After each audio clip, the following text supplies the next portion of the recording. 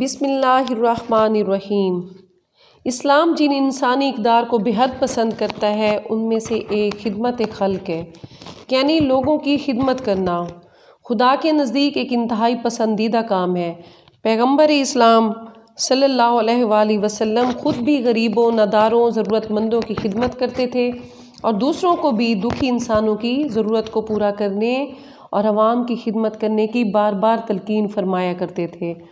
اللہ تعالیٰ بھی قرآن مجید میں ارشاد فرماتا ہے، سورہ بقرہ آیہ 177، نیکی کچھ بھی ہو تھوڑی ہی ہے، جیسے نماز میں اپنے مغرب یا مشرق کی طرف کر لو، بلکہ نیکی تو اس کی ہے جو خدا اور روز آخرت اور فرشتوں اور خدا کی کتابوں اور پیغمبروں پر ایمان لائے اور اس کی محبت میں اپنا مال قرابت داروں، یتیموں اور محتاجوں میں صرف کرے۔ شیخ سعدی نے کہا ہے کہ خدمت خلق کے بغیر عبادت کوئی معنی نہیں رکھتی۔ کچھ لوگ اس سے غلط مطلب نکالتے ہیں، در حقیقت وہ عبادت کی اہمیت کو ختم کرنا چاہتے ہیں۔ وہ زہد و تقوی، علم، جہاد اور انسانی اقدار کی نفی کرتے ہیں، حالانکہ اسلام نے تمام عبادت کو بہت اہمیت دی ہے اور ان کی ادائیگی پر کافی تاکید کی ہے۔ اس کا مقصد یہ نہیں ہے کہ دیگر عبادات کو چھوڑ کر فقط خدمت خلق کو اپنا لیا جائے۔ ہمارا عقیدہ بھی یہی ہے کہ انسان خدمت میں بہت بڑا اجر ہے، لیکن کسی بھوکے کو کھانا کھلا دینا اور پیاسے کو پانی پلا دینا کافی نہیں۔ اگر ایک انسان کسی حیوان کو پانی پلا دے تو اس کو عبادت میں شمار کیا جائے گا، جس کا یقیناً ثواب ملے گا۔ جذبہ خدمت ہر شخص میں ہونا چاہیے، لیکن صرف اس عبادت سے انسان اعلیٰ منازل تک نہیں جا سکتا۔ پھر انسان کیسا ہونا چاہیے کہ جس کی خدمت سے اجر ملتا ہے؟ انسان کے لیے انسانیت شرط ہے۔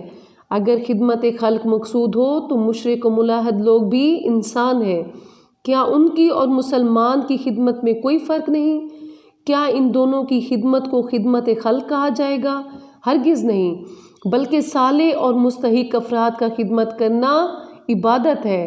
اسلامی نقطہ نظر سے عبادت کرنا، فرائض کو ادا کرنا اور کار خیر بجا لانا، پھر اچھے انسانوں کا خدمت خلق کرنا حقیقی معنوں میں عبادت سے تعبیر کیا جائے گا۔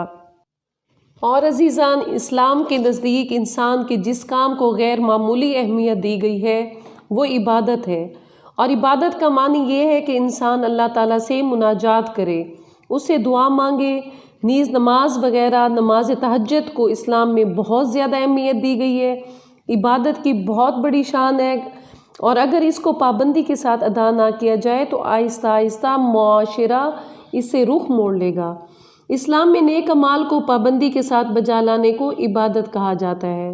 مثلا نماز کے لیے مسجد جانا، نوافل ادا کرنا، قرآن مجید کی تلاوت کرنا، دعا پڑھنا، ذکر الہی کرنا، ثواب کی نیت سے غسل کرنا وغیرہ، اس قسم کے اعمال کو عبادت کے زمرے میں شمار کیا جاتا ہے۔ اگر افراد معاشرہ ان عبادات میں کمی کر لیں تو عبادت کے تمام جذبے مٹ جائیں گے۔ تاریخ اسلام کے مناظر سے پتہ چلتا ہے کہ کچھ ایسے افراد تھے جو عبادت تو کرتے تھے لیکن کچھ اعمال میں کوتاہی برت لیتے تھے، جس کی بنا پر نیکی کا تصور معدوم و محو ہوتا چلا گیا۔ جب انسان غفلت کے گڑھوں میں جا گرے تو اس وقت وہ توازن برقرار نہیں رکھ سکتا، اس لیے اسے چاہیے کہ ہر قسم کے نیک عمل کو بجا لانے کی کوشش کرے تاکہ اس کا قلب و ذہن اپنے محسن حقیقی سے وابستگی رکھ سکے۔ پیغمبر اسلام صلی اللہ علیہ وآلہ وسلم کو بتایا گیا کہ کچھ صحابہ عبادت میں اس قدر محو ہو چکے ہیں کہ اور کوئی کام نہیں کرتے۔ یہ سن کر آپ فوراً مسجد میں تشریف لائے، بلند آواز سے فرمایا، یہ کون لوگ ہیں؟ میں آپ لوگوں کا پیغمبر ہوں۔ میں بھی ہر وقت عبادت نہیں کرتا، کچھ وقت آرام کرتا ہوں، سوتا ہوں، اور کچھ وقت اپنے گھر والوں کو دیتا ہوں۔ ہر روز روزہ بھی نہیں رکھتا۔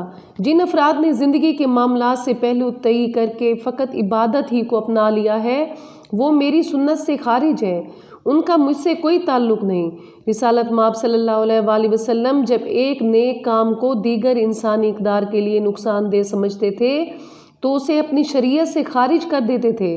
عبادت کا حقیقی مفہوم بھی یہی ہے کہ اپنی زندگی کو منظم طریقے سے بسر کیا جائے، کچھ وقت اللہ تعالیٰ کی عبادت اور کچھ وقت اپنے گھر والوں کو دیا جائے۔ معاشرے میں سماجی کام کرنا بھی عبادت ہی ہے۔ شرعی واجبات کے بعد انسانوں کی خدمت کرنا سب سے بڑی عبادت ہے۔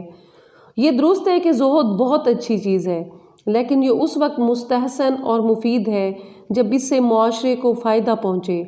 اگر کچھ لوگ عبادت کے ساتھ ساتھ اصلاح معاشرہ اور رفاہی کاموں میں مشغول رہتے ہیں تو ان کا کام اللہ تعالیٰ کو اتنا پسند آتا ہے کہ وہ ان کا شمار راہ خدا میں جہاد کرنے والوں میں کرتے ہیں اور اس کو دنیا اور آخرت کی کامیابیاں عطا کرتے ہیں۔ بہتر یہ ہے کہ انسان نیک اعمال بجا لائے، مگر نیکی کو یخرقی اعمال میں محدود نہ کیا جائے، بلکہ نیکی کے تصور میں وسعت اور جامعیت ہونی چاہیے تاکہ اس کی جگمگاتی روشنی سے سبھی لوگ فائدہ اٹھا سکیں۔ اللہ آپ کا اور ہمارا حامی و ناصر ہو۔